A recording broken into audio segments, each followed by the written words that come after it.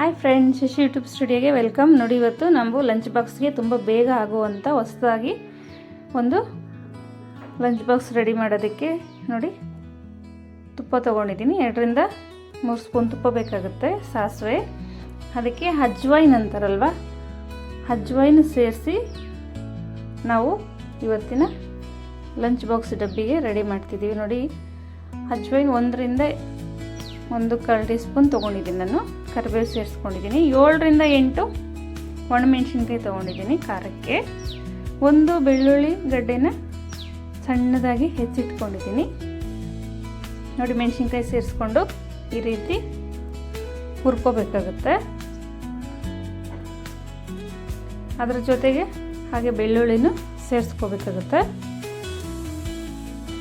ನೋಡಿ, ಇದು ಅಜ್ವೈನ್ ಅನ್ನೋದು ಈಗಂತೂ ಚಳಿಗಾಲ ಸ್ಟಾರ್ಟ್ ಆಯಿತು. ನಾವು ಮೆಣಸು ರೈಸು, ಹೋಮ್ಕಾಳು ರೈಸು, ಇದು ಹೋಮ್ಕಾಳಿನ ರೈಸು ಬಾಣಂತಿರಿಗೆ ತುಂಬ ಯೂಸ್ಫುಲ್ ಆಗುತ್ತೆ. ಅವ್ರ ಬಾಡಿ ಕೋಲ್ಡ್ ಆಗಬಾರ್ದು ಅಂತೇಳಿ ಮಾಡಿಕೊಡ್ತಾರೆ. ಹಾಗೆ ನಾವು ಮಕ್ಕಳಿಗೆ ಸಹ ಕೊಡ್ಬೋದಾಗುತ್ತೆ.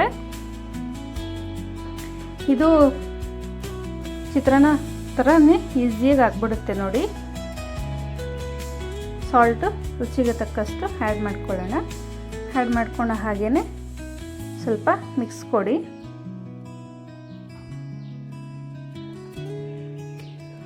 ಈ ರೈಸ್ ತುಂಬಾ ಈ ಕೋಲ್ಡ್ ವೆದರ್ಗಂತೂ ತುಂಬಾ ಬೆನಿಫಿಟ್ ಇದೆ ಫ್ರೆಂಡ್ಸ್. ಇದಂತೂ ಮಕ್ಕಳಿಗೂ ಮಾಡಿಕೊಡೋದ್ರಿಂದ ಈ ಶೀತ, ಕೆಮ್ಮು ಈ ಥರದ್ದೆಲ್ಲ ಅವಾಯ್ಡ್ ಆಗುತ್ತೆ.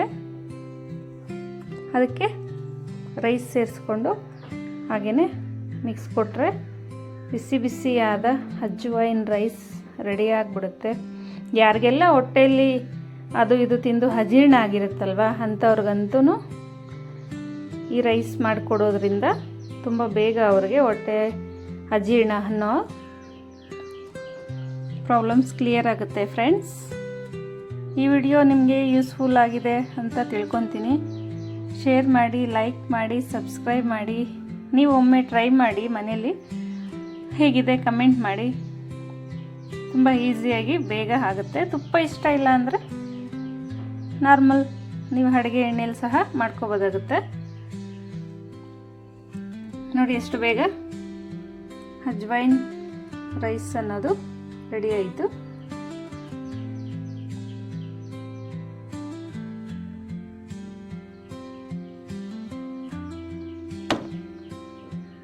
ನೋಡಿ, ಈಗ ತಿನ್ನೋದಕ್ಕೆ ರೆಡಿಯಾಗಿದೆ. Thank you friends.